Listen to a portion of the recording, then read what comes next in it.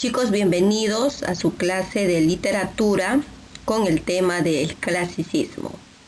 Cuando hablamos de clasicismo nos estamos refiriendo a la primera corriente literaria que nace, ¿no? Y a vamos a llamar pues dos literaturas clásicas, ¿no?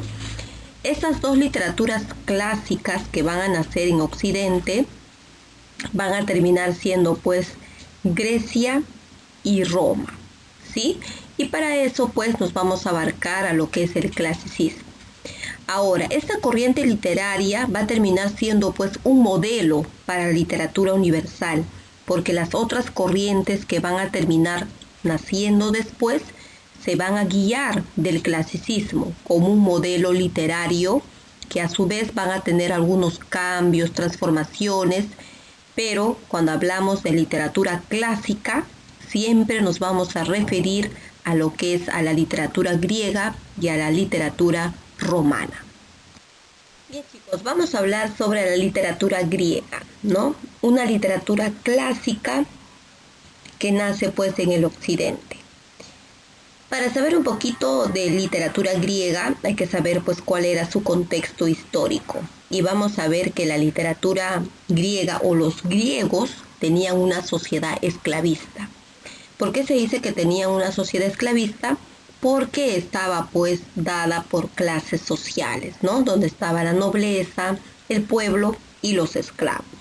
Y esos grandes monumentos que se encuentran en Grecia, ¿no? Así como monumentos de diferentes tipos de dioses como Zeus, Urano, Gea y entre otros, vamos a ver pues que los esclavos terminaban haciendo estos grandes monumentos en honor a los diversos dioses que habían pues en Grecia. Por eso también se considera que los griegos tenían una religión politeísta, ¿no? Porque ellos creían pues en diversos dioses. Y ahí vamos a ver pues que uno de sus dioses más importantes estaba pues Zeus, ¿no? Hades también es un dios importante para ellos.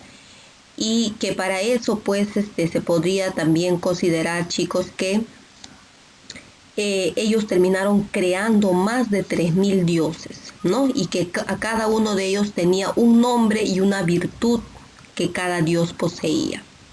Ahora, también tenían varias lenguas. Una de sus lenguas más conocidas, por las cuales también Homero va a terminar escribiendo en ese tipo de lengua, es la lengua jónica, ¿sí? En la lengua jónica es que va a estar escrito pues la Ilíada y la Odisea. Ahora, también vamos a ver que los griegos tenían dos ciudades muy importantes, que ellos lo llamaban polis.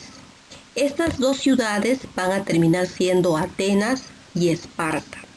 Los atenienses eran pues más evocados a la ciencia, al conocimiento, a la literatura y al arte, mientras que los espartanos eran más guerreros, ¿no? Ellos eran más dados a lo que son las armas. Es más, se dice que los espartanos desde muy niños eran pues instruidos para la guerra, mientras que los atenienses no eran así, no eran totalmente diferentes. Entonces, ¿dónde estaban pues lo que es la filosofía, el arte y la ciencia? Estaba en Atenas, ¿sí? Hasta ahí vamos a ver que la literatura griega o el contexto de los griegos pues era una sociedad esclavista, una religión politeísta, y existieron varias lenguas también. Una de ellas era la jónica, ¿no? Y sus dos ciudades más importantes, Atenas y Esparta. Seguimos con las características. Las características que posee la literatura griega en la primera parte va a terminar siendo la armonía y equilibrio. Cuando hablamos de armonía y equilibrio, es que el fondo, el tema del texto escrito o hablado, tenía que ser algo relacionado a la época, ¿no? En este caso la mitología griega, sobre todo.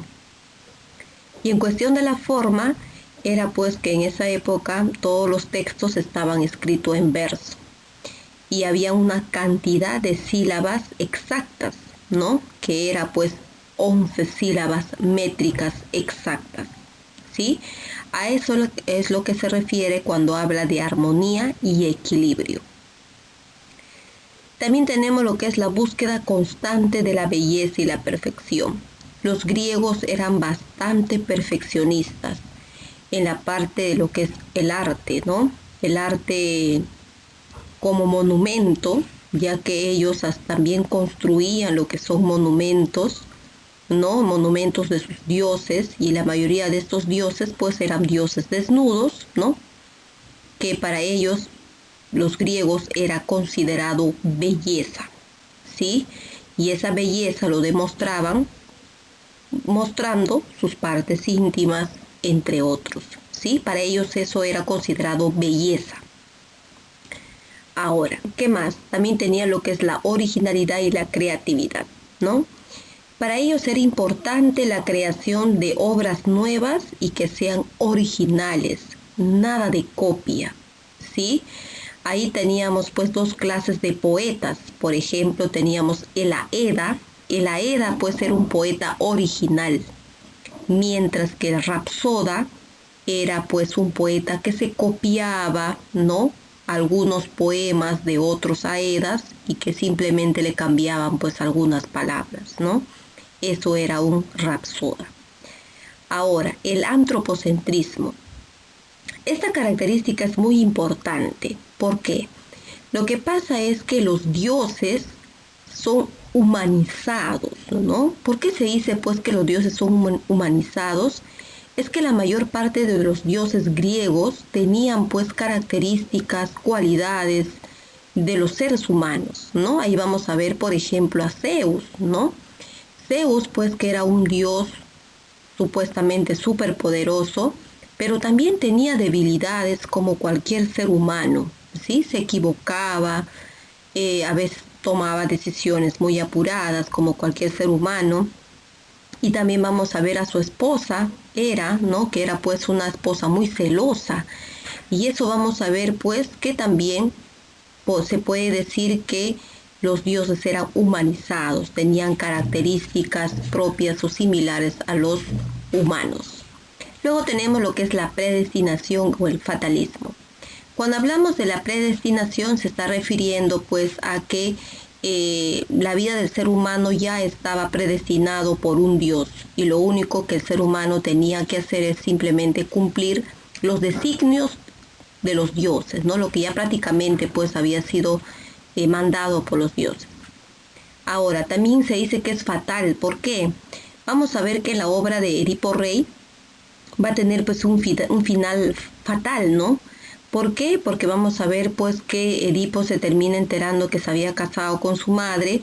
Este hecho pues lo lleva prácticamente a no querer existir, ¿no? Tanto así que él se termina pues sacando los ojos porque siente que lo que él está viendo es algo indigno, ¿no? Algo que no puede soportar cualquier ser humano. Y la última parte, que es el afán didáctico, ¿no? Toda obra literaria lo que busca es enseñar, ¿no? Enseñar valores, ¿no? Que a su vez, pues, también la sociedad de esa época pueda construir nuevos valores por medio de la literatura, ¿sí? Eso es lo que son las características de la literatura griega. Tenemos la tercera parte, que es los periodos. Sí, vamos a ver que la literatura griega va a tener dos periodos. El periodo jónico o arcaico, que es el periodo más antiguo, y el periodo ático o clásico, ¿ya? Vamos a ver que el periodo jónico o el arcaico, en este periodo se va a desarrollar dos géneros muy importantes, que es el género épico y el género lírico.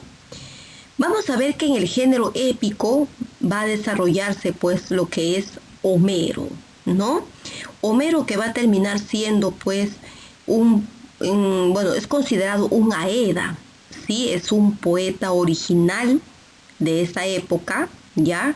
Que se dice que pues él empezaba a salir por las calles y empezaba pues a contar estas grandes historias, ¿no? La Ilíada y la Odisea fue contada en la calle, ¿sí? Ni siquiera fue escrita y que cada persona se llevaba a su casa a leerla, no, fue contada en las calles. Y se dice pues que Homero según las investigaciones que hacen, no van a saber exactamente en qué lugar, en qué distrito o provincia de Grecia termina naciendo Homero. A esto se le va a llamar pues lo que es la cuestión homérica, ¿sí? Una de las cualidades que quizás Homero tenía era pues que también se decía que él era una persona ciega, ¿sí? Y que por ese mal que él tenía, pues obviamente necesitaba siempre de alguien, ¿ya? Eso es lo que se dice de Homero.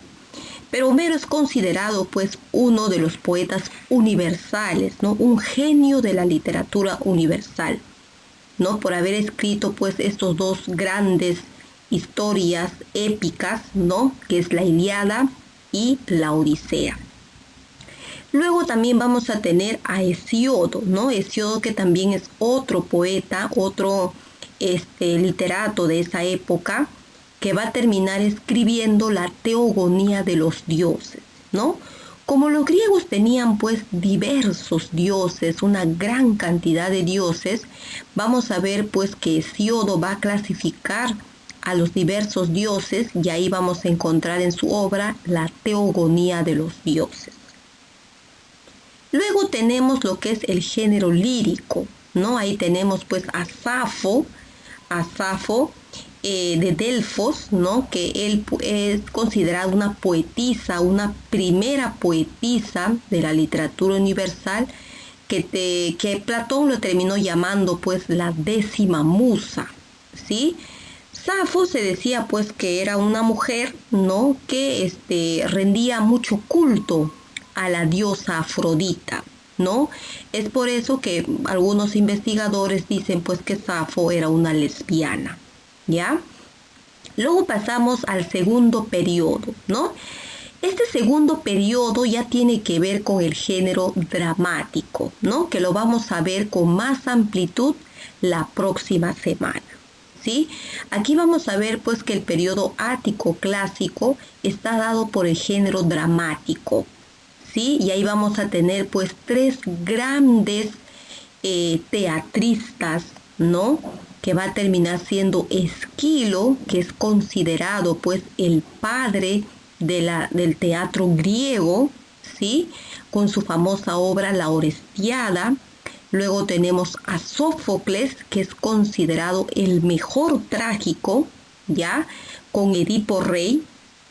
Y luego tenemos a Eurípides, ¿no? Considerado el trágico de los trágicos. Ahora, ¿en cuál se van a diferenciar en estos 3 personajes muy conocidos? Esquilo va a terminar pues creando al segundo actor, ¿sí? Y Sófocles va a crear al tercer actor.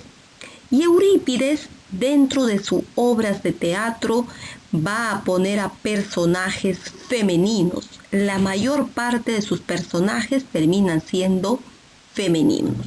Entonces, chicos, vamos a ver hasta aquí que hay 2 periodos de la literatura griega. El periodo jónico o arcaico, ¿sí? Y tenemos pues al periodo ático o clásico, ¿sí? ¿Esos periodos son importantes? Sí, son importantes. ¿Por qué son importantes? Lo que pasa es que en el primer periodo es un inicio, ¿no? Es una manifestación literaria que se va a dar en Grecia. Mientras que el segundo periodo es la parte más importante porque ahí va a llegar un famoso ciclo que se llama el ciclo de Pericles, ¿no? Que es un ciclo bastante conocido en Grecia y que se va a terminar realizando pues una de las mejores obras de teatro que se ha realizado en el mundo, ¿no? Lo que es el género dramático o considerado el periodo ático. Bien chicos, aquí a la última parte les estoy dejando lo que son las actividades, ¿no? Desarrollar las páginas del libro, que ahí está mencionado, copiar las diapositivas en su cuaderno, tomarle foto y enviarme a mi correo, o también puede ser al Cubicol o enviarme al WhatsApp. También les estoy dando o enviando ahí 2 links de la obra La Ilíada y la Odisea, que son breves resúmenes contados, ¿no? Que ustedes lo pueden escuchar. Sí, chicos, entonces cualquier consulta o pregunta lo pueden hacer por Cubicol, por WhatsApp o por mi correo electrónico.